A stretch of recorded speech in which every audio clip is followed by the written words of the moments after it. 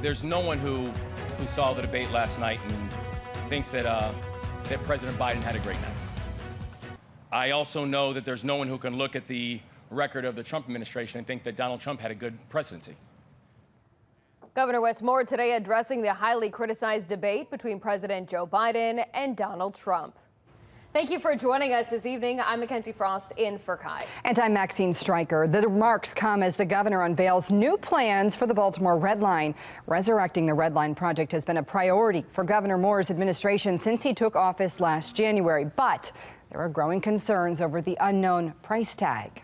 Today, I pressed the governor on those concerns and how the upcoming election could have an impact. Baltimore's Red Line project getting the green light from Governor Wes Moore and his administration. Congratulations. This is a day that we will celebrate for generations to come. Thank you. Now the public getting a glimpse of what it will look like. All right, 1, 2, 3. Woo! A light rail, providing transportation from east to west across Baltimore, stretching beyond city limits. This project centers around partnership at the local, state, and federal levels. We're dreaming big, and we're getting big things done because we are getting them done together. The unknown price tag remaining one of the biggest concerns looming over the long-awaited project. Picking light rail over bus lines. The project is expected to take years to complete. Previous analysis puts the total price between $5.9 and $7.2 billion. David Williams, a taxpayer watchdog, notes the estimates now are simply that. Even though the initial projection is $4 billion, it's going to cost more than that.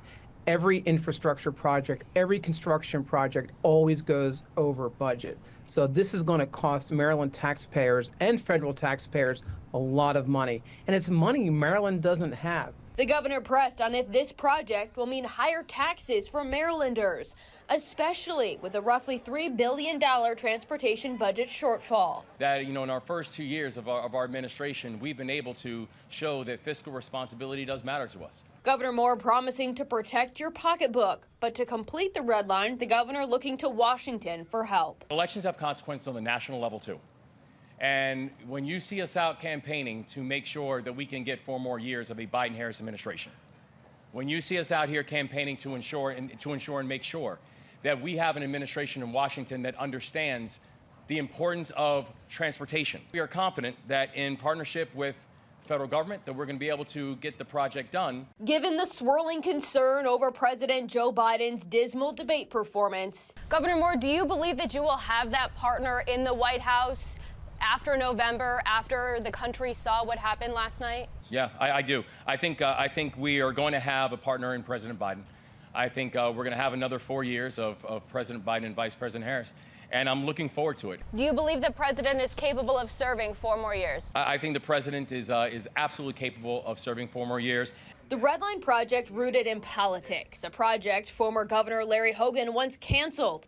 After the state received federal funding, Hogan calling the project a wasteful boondoggle, sending $900 million back to the Capitol.